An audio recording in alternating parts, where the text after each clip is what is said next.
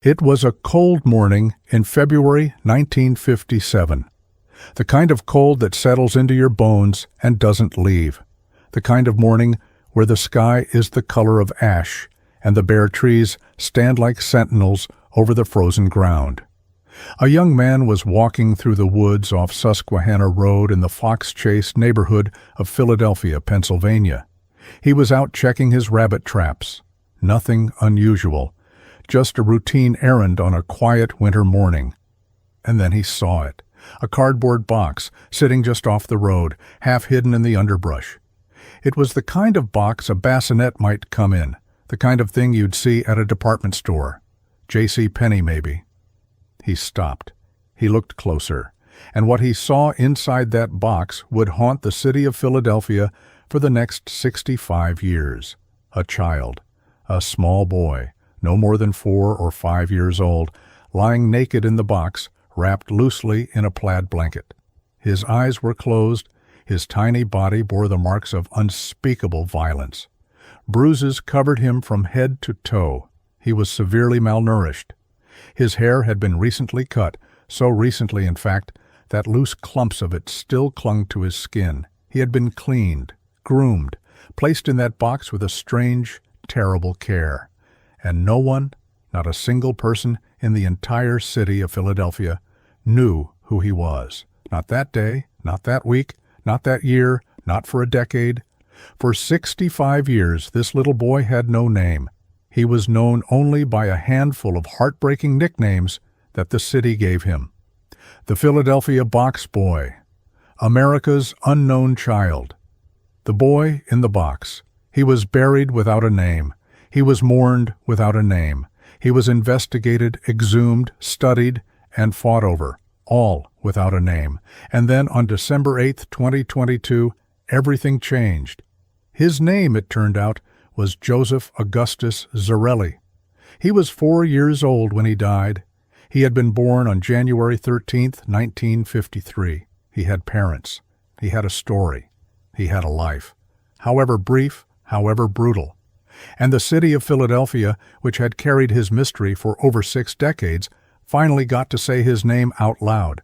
But knowing his name didn't solve everything. Because the question that matters most, the question that his case has never fully answered, is still hanging in the cold Philadelphia air. Who killed Joseph Augustus Zarelli, and why? Stay with me, because this is one of the most haunting, heartbreaking, and extraordinary cold cases in American history. And the truth, what little of it we know, is more chilling than anyone could have imagined.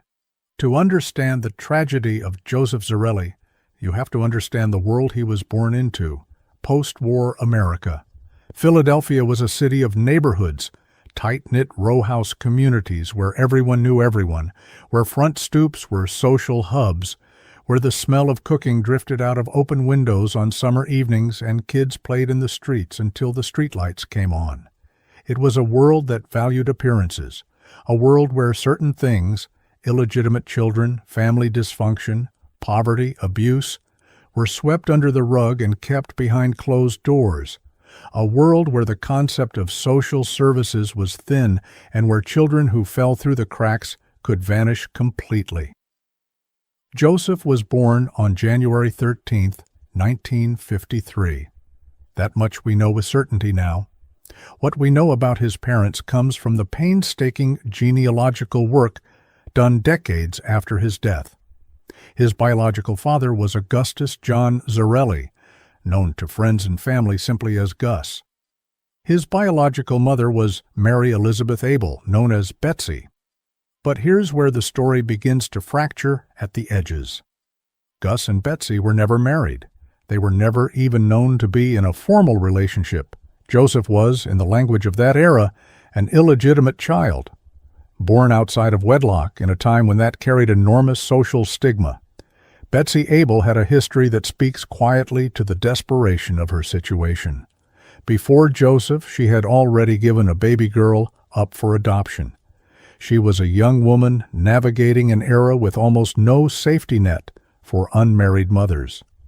Her own cousin, speaking to reporters decades later, speculated that Betsy may not have been the one who raised Joseph at all, that she may have given him over to someone else early on, perhaps informally, perhaps not through any official channel. Where Joseph lived in his short life is partially known. Authorities believe he lived in the area of 61st and Market Streets in Philadelphia. WCAU News reported that he was born to a couple who lived at 64th and Callow Hill, though how long he stayed there or where he went afterward remains murky. What investigators know is this: Joseph Augustus Zarelli lived past the age of 4. That means he was alive and present somewhere in Philadelphia for at least 4 years. People would have seen him, neighbors, relatives, possibly a teacher, a shopkeeper, someone who walked past the same house every single day. But nobody came forward. Nobody said, "I knew that boy." And that silence is perhaps the most damning and heartbreaking detail of this entire story, because somewhere in that city, in those tight-knit row house neighborhoods where everyone knew everyone, Joseph was invisible. He was hidden. He was kept out of sight. Why? That is the question that detective work, forensics, psychology, and genealogy have spent 65 years trying to answer.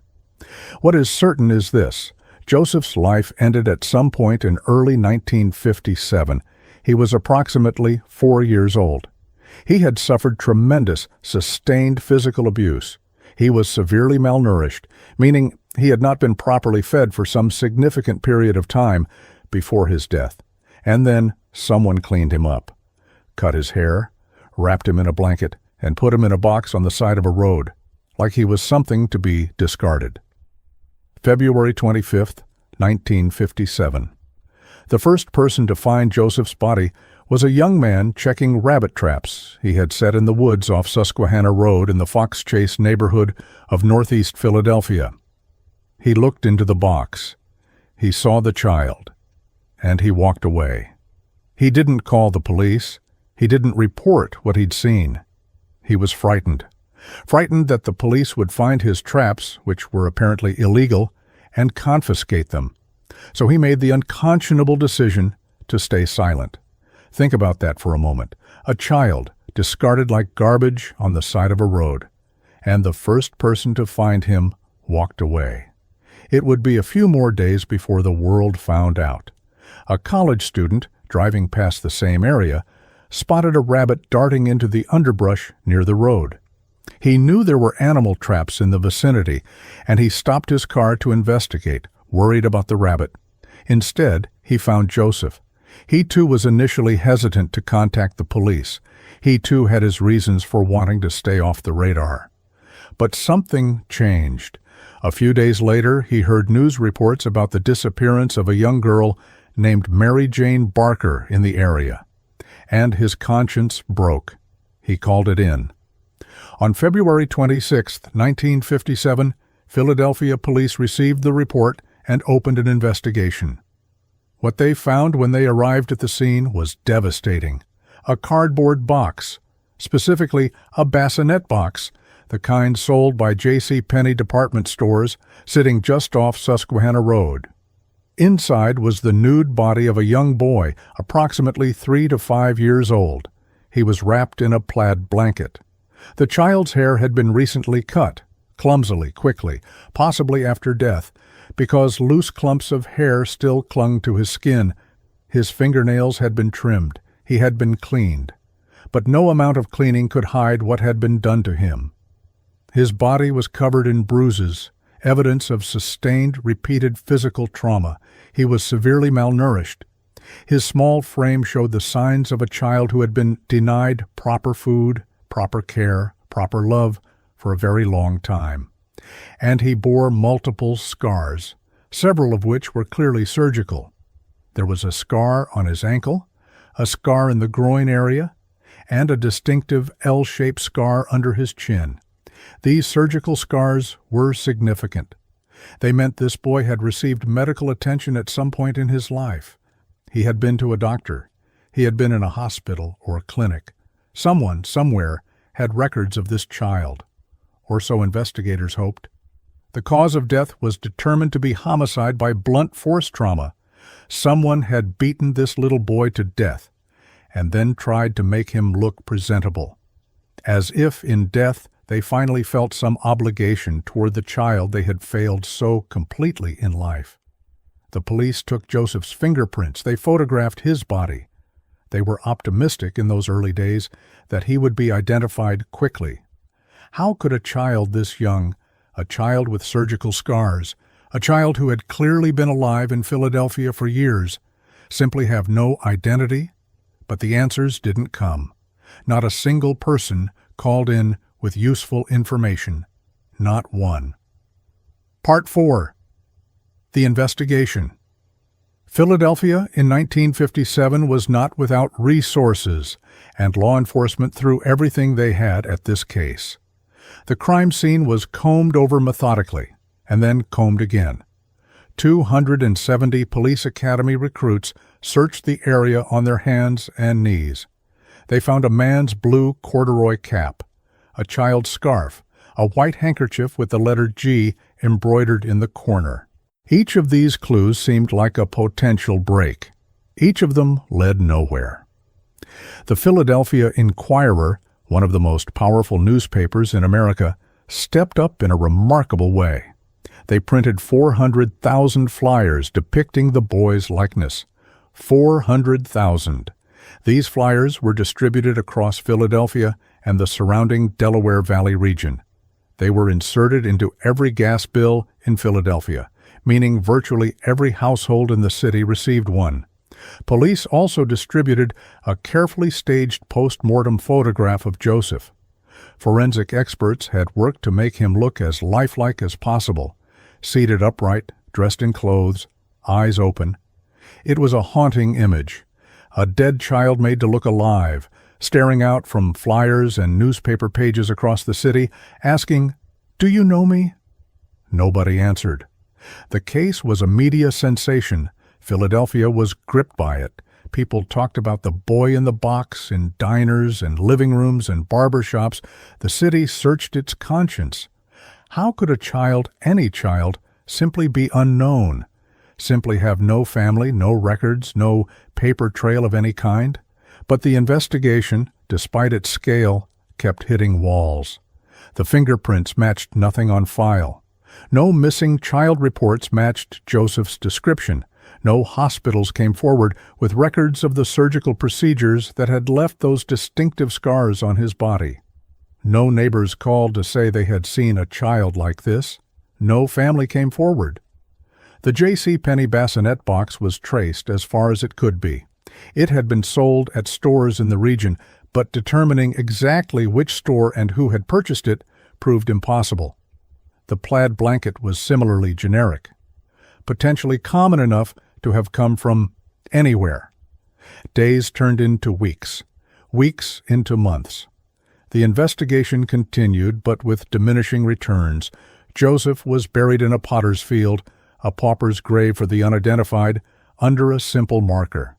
The city of Philadelphia had done everything it could think of to find out who he was, and it had not been enough.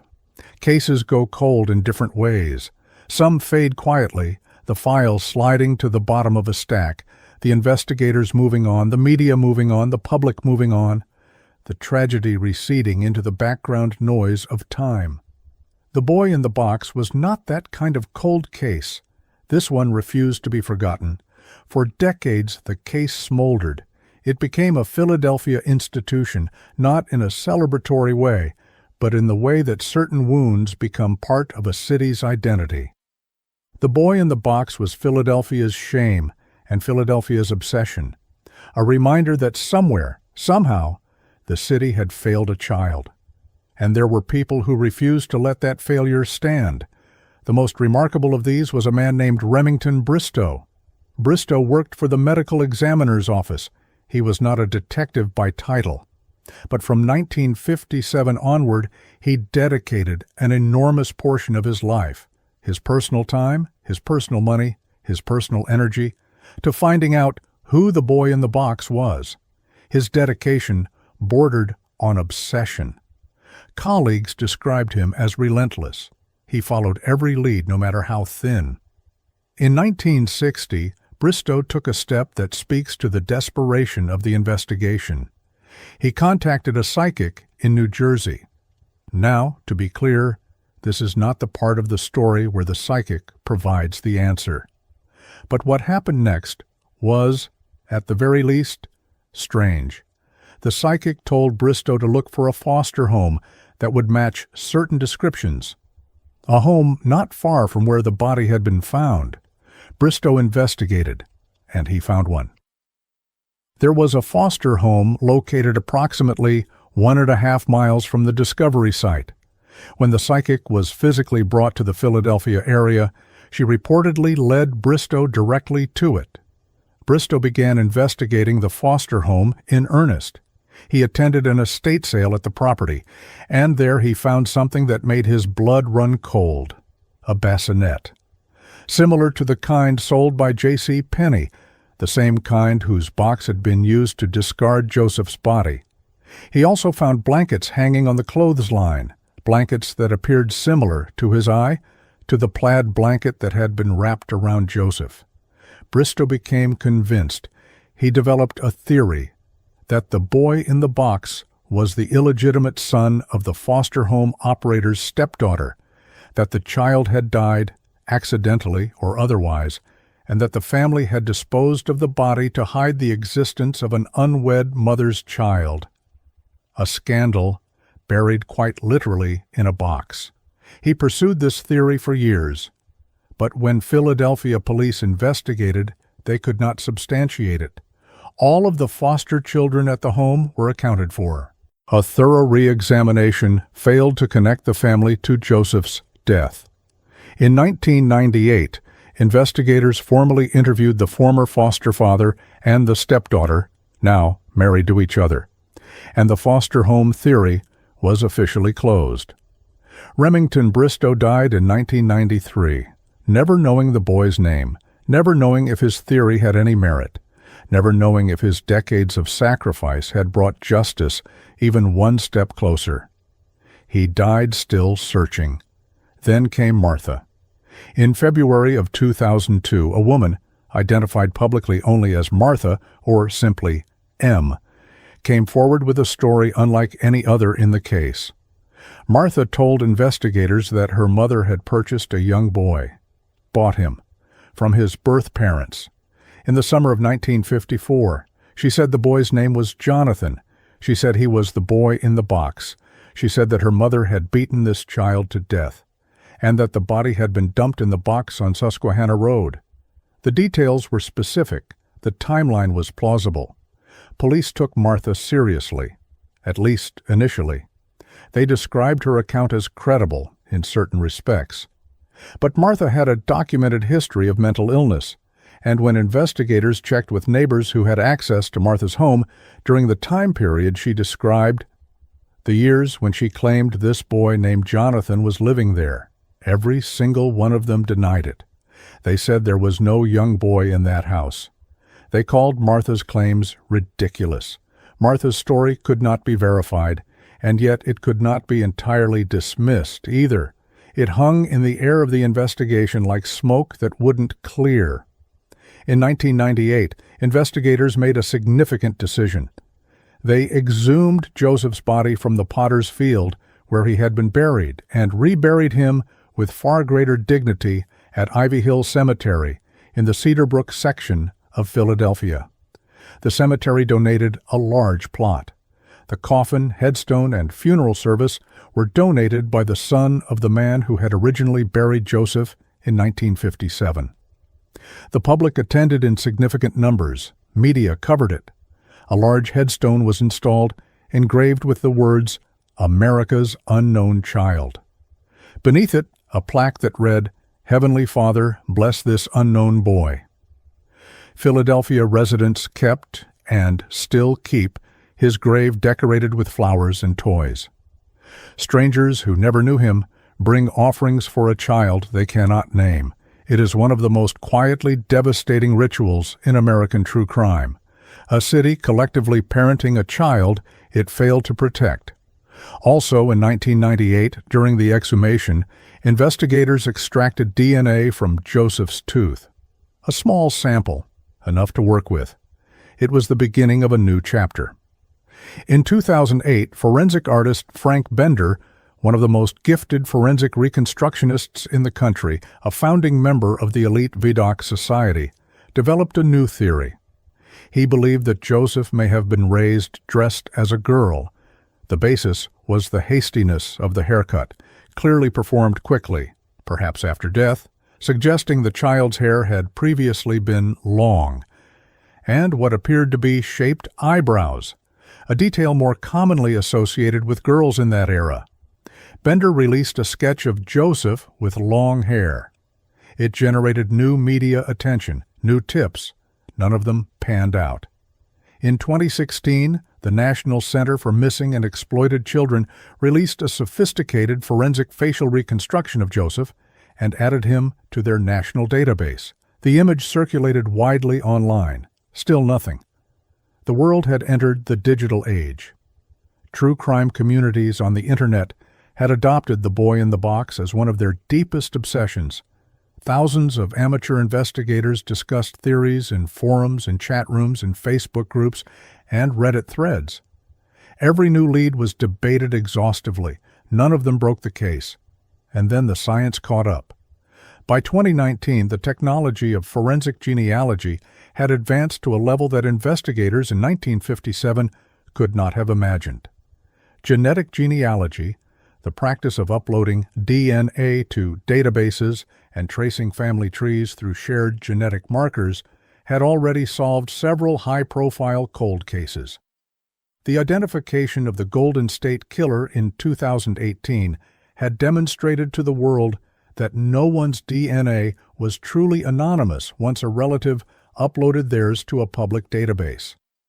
Philadelphia investigators exhumed Joseph's body a second time in 2019, this time to retrieve additional higher-quality DNA samples. The technology for extraction had improved dramatically since 1998, and investigators needed the best possible sample to work with. Then came the waiting. Genealogy is painstaking, slow work. It involves building family trees from genetic matches, tracing cousins and second cousins and half-relatives, and following branches backward through generations, then forward again, searching for the intersection that points to a specific individual. It took time. And then, quietly, in October of 2021, more than a year before the public announcement, investigators and genealogists made the breakthrough they had been searching for. A cousin of Joseph's had uploaded their DNA to a public genealogy database. That one act, one person deciding to explore their family history through a consumer DNA test, created the thread that investigators needed. Detectives contacted that person's mother, who was a first cousin of Joseph Zarelli. They encouraged her to submit her genetic profile to GED Match, a public genealogy database used widely in forensic investigations. She agreed. The additional data allowed investigators to map the family tree, to identify Joseph's parents. A court order was issued for a birth certificate, and there it was, a name, born January 13, 1953, parents listed. The name was Joseph Augustus Zarelli. Investigators verified the identification using DNA. They had known his name since October 2021. They kept the information confidential for over a year while they continued the investigation, trying to build a case, trying to understand what had happened to Joseph, trying to prepare for the moment when they would finally tell the world. On November 30th, 2022, the Philadelphia Police Department made a brief public announcement. They had identified the boy in the box. A fuller update would come the following week. The internet exploded. 65 years of collective grief and obsession suddenly had a focal point. People who had followed the case for years, who had visited Joseph's grave, who had spent hours in online forums debating theories, felt something shift in the air. He had a name. On December 8, 2022, at a press conference, The Philadelphia Police Department officially announced it to the world. Joseph Augustus Zarelli, 4 years old, born January 13, 1953. The press conference on December 8, 2022, was one of the most emotionally charged moments in recent Philadelphia history. Philadelphia Police Commissioner Danielle Outlaw stood before a room of journalists and cameras. She spoke Joseph's name out loud, a name that no law enforcement officer had been able to speak in connection to this child for 65 years. It was a moment of profound relief and of profound sadness, because with the name came the details, and the details raised as many questions as they answered. Joseph Augustus Zarelli had been born to Augustus John Zarelli, Gus, and Mary Elizabeth Abel, Betsy. The two were not married. They were not, as far as anyone has been able to determine, ever in a documented relationship. Joseph was the product of a union that neither parent chose to publicly acknowledge. Betsy Abel had given a baby girl up for adoption prior to Joseph's birth. Her cousin, speaking to the Philadelphia Inquirer in 2023, speculated that Betsy may not have been the one raising Joseph at all, that she may have passed him along informally to someone else, perhaps to relatives, perhaps to someone outside the family entirely. Philadelphia police confirmed that Joseph had lived in the area of 61st and Market Streets, a West Philadelphia neighborhood. NBC's WCAU News reported that he was born to parents who lived at 64th and Callow Hill, though how long he remained there is unknown. Captain Jason Smith, head of the Philadelphia Police Homicide Unit, put it simply at the press conference. The child did live past the age of 4 years old, so there would have been somebody out there that would have seen this child, perhaps another family member that hasn't stepped forward, possibly a neighbor that remembers seeing that child and remembers whatever was occurring at that particular household. Both of Joseph's biological parents are deceased. They cannot be questioned. They cannot be prosecuted. Whatever they knew, or did, they took it with them. But Joseph has living half-siblings. The investigation into his murder remains active. Police are not saying publicly who they believe killed Joseph. They are not saying whether Gus or Betsy were directly responsible for his death or whether Joseph was in the care of a third party when he died. They are not saying whether the abuse was ongoing or culminated in a single violent event. What can be pieced together from the physical evidence is this: Joseph was severely malnourished. He had been denied adequate food for an extended period. His body bore the marks of sustained physical abuse, not a single incident, but repeated violence over time. He had received medical treatment at some point. The surgical scars confirm this. Someone had taken him to a doctor or a hospital. Someone had cared for him, in some minimal sense, at some point. And then, at some point in early 1957, likely February, someone beat him to death, and then cleaned him, groomed him, cut his hair, trimmed his nails, wrapped him in a blanket, placed him in a cardboard box, and left him in the woods. The juxtaposition is unbearable. The violence, and then the grooming, the brutality, and then the strange, too-late tenderness. Psychologists and investigators have puzzled over this detail for decades. What does it mean to clean a child after you've killed him? To comb his hair? To trim his nails? Some have suggested it speaks to guilt, to a perpetrator who, having done the unthinkable, was struck by some delayed impulse toward care. Others have suggested it was purely practical, an attempt to delay identification, to obscure the timeline of death. Still others have pointed to something darker, that the cleaning and grooming speak to a mind that had compartmentalized the abuse and the death so completely that it could switch, in the aftermath, into a mode of almost domestic normalcy. None of these interpretations change the fundamental fact. Joseph Augustus Zarelli was 4 years old. He was abused. He was murdered. And whoever did it has never been held accountable. The announcement of Joseph's name in December 2022 sent shockwaves far beyond Philadelphia. News outlets around the world covered the story: the New York Times, the BBC, publications in Australia, in Europe, in Asia. The boy who had been known only as America's unknown child suddenly had a name, and the world wanted to know everything about him. Philadelphia's true crime community, which had followed the case for years, was overwhelmed with emotion. People who had visited Joseph's grave for decades, who had brought flowers and toys and sat quietly in the Cedarbrook section of Ivy Hill Cemetery, felt something break open in their chests. On January 13, 2023, or at what would have been Joseph's 71st birthday, a new memorial was unveiled at his gravesite. The old headstone, which had read America's Unknown Child, was updated. His full name was added. A new memorial containing his name and image was installed. Joseph Augustus Zarelli, January 13, 1953, beloved by a city that never knew him while he was alive. The ceremony drew a crowd, strangers, people who had never met Joseph, who had been born after his death, who had grown up in a different era entirely. They came to bear witness, to say his name. The flowers and toys that Philadelphians have left at his grave for decades continue to be placed there. That tradition did not end when his name was revealed. If anything, it deepened.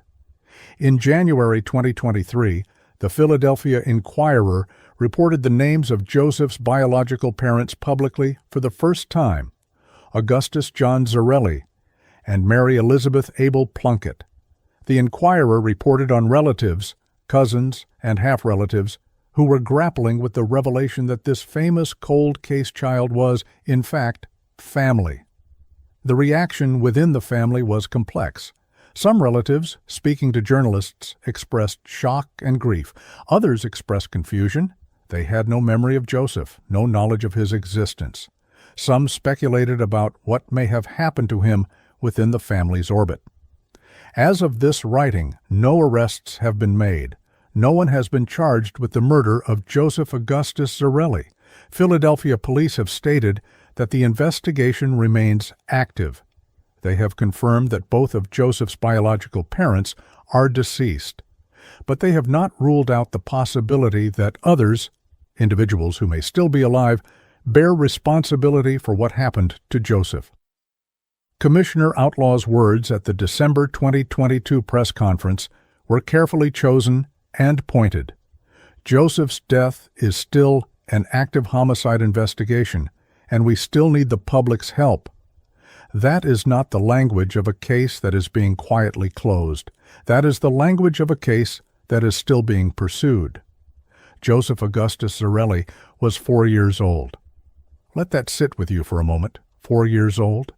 The age when children are just beginning to understand the world, just beginning to form real memories, just beginning to ask big questions about stars and animals and why the sky is blue and where rain comes from. Joseph never got to ask those questions, not for long, not with anyone who was listening. He was born into a world that was not prepared for him, a world where an illegitimate child was a source of shame, not joy, a world where the systems that should have protected children were inadequate, under-resourced, and often absent, a world where a little boy could live for 4 years in a city of 2 million people and be completely invisible. And after he died, the world forgot his name, or rather, the world never got to know it. For 65 years, he lay in the ground under a stone that said, America's Unknown Child. Think about what that phrase really means, America's Unknown Child. It's not just a description. It's an indictment, a confession, a city, a country admitting that it failed to know this boy, failed to see him, failed to protect him, failed to even give him the dignity of a name after his death. The people who brought flowers to his grave, year after year, decade after decade, through summer heat and winter cold, understood something profound about what it means to bear witness. They couldn't undo what had been done.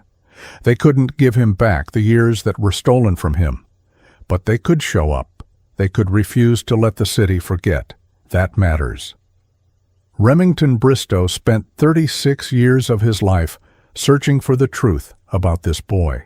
He died without finding it. But he did not die without purpose. He kept the flame burning. He kept the case alive through the decades when it might otherwise have simply faded. The investigation that eventually identified Joseph built in some way on the foundation that Bristow laid. The cousin who uploaded their DNA to a genealogy database, not knowing, presumably, that it would crack a 65-year-old murder case, made an ordinary decision that had extraordinary consequences. That's the nature of forensic genealogy.